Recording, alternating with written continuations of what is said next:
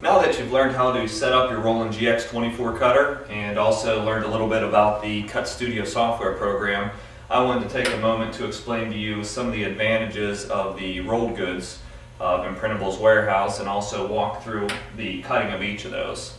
So what we're going to do, we're going to take the Spectra Cut 2. This is a heat transfer vinyl that we sell here at Imprintables.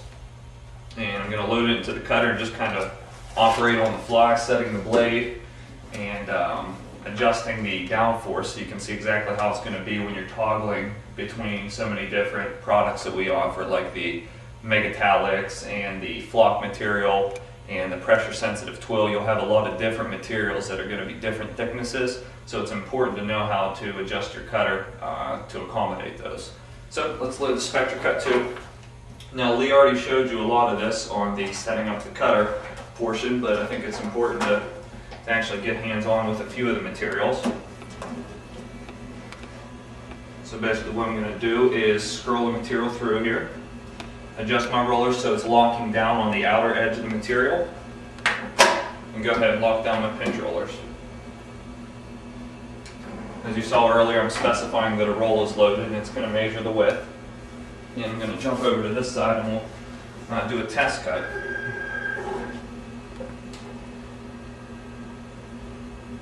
Right now I'm going to take my force and I'm going to put it on 100 grams of force, which is pretty much an average for the Spectra Cut 2 material.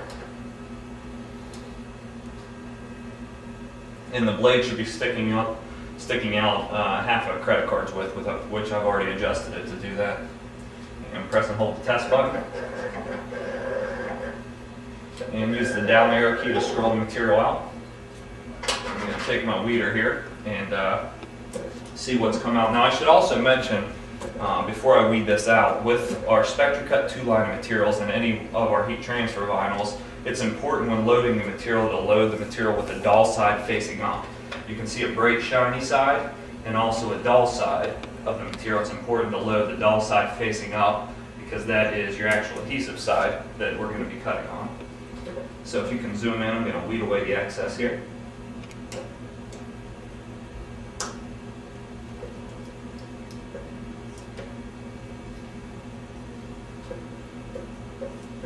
And I got a clean cut. So that's right for the Spectra Cut 2. So we'll go ahead and send a job across and cut it on this material so you can see how that works. So 100 grams of downforce on a brand new blade, sticking out about a half a credit card's width. And the range on the Spectra Cut 2 can be anywhere from 80 to 130 depending on sharpness of blade and various factors like that. So I'm going to set my origin where I want to start cutting, and I already had something pre-designed just so you can see the machine work here.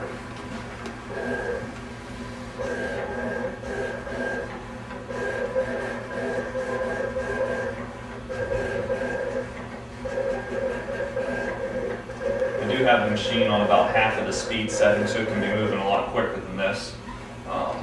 So you're aware, feel free to go ahead and raise that speed up if you need to. Should be fine. After it's cut, I'm going to take my scissors and remove the piece that I've cut.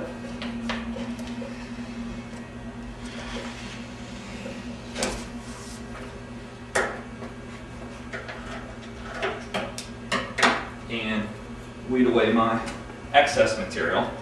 Now, as Adam showed you on the software demonstration part, you can gang as many images as you possibly can across the material in the software. But I just want to show you this for demonstration purposes. So I'm just going to weed the excess away. It should weed fairly easy. Don't really have to be shy with the material at all.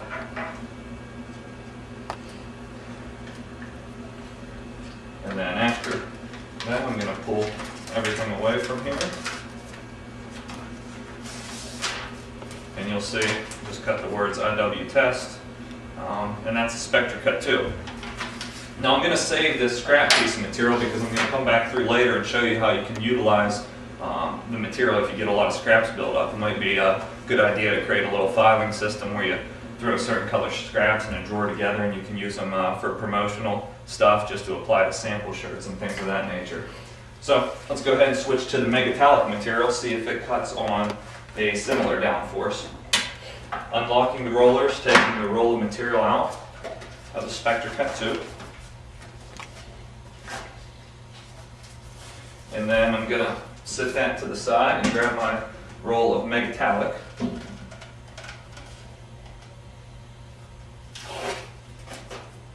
Now this material, also you're going to want to cut on the dull side still, and the other side has a real glittery finish, so it should be real easy to identify what side to cut on the metallic material, and this is a black metallic. So we're going to go ahead and load it the same way.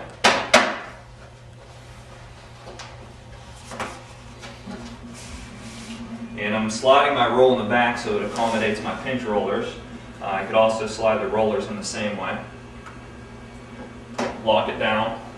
And now I'm going to go ahead, it says sheet unloaded, I'm going to press enter so it reads that there's a sheet in there and specify the roll. This is a lot of repetition from what Lee already presented to you. And conduct my test cut. Keep in mind my force is still at 100 grams, so let's see how it turns out. Scroll my material out a little bit. And you can zoom here if you'd like so you can see the test cut. Now you can see that it's peeling up the square a little bit.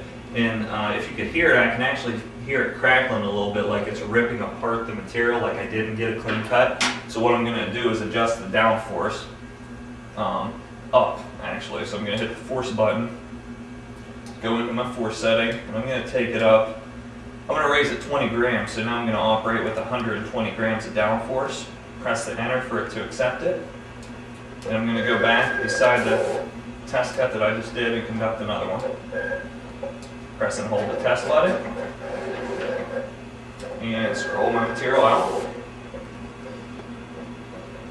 And let's weed away this one and see if it did any better. Yep, that one cut a lot better. So I'm going to go ahead and operate with that. I'm going to set my origin, send the same job so you can see how easy this material weighs as well. Origin set, and let's go send the same job across.